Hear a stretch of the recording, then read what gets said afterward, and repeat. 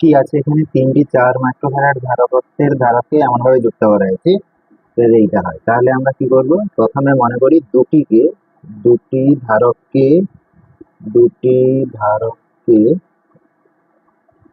শ্রেণীতে যুক্ত করলে তুল্য ধারকত্ব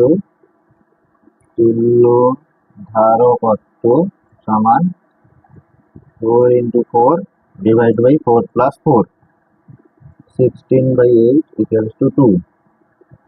একে তৃতীয়টির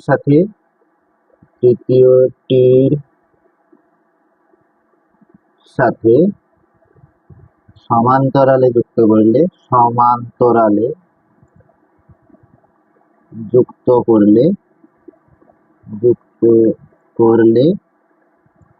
তুল্য রোধ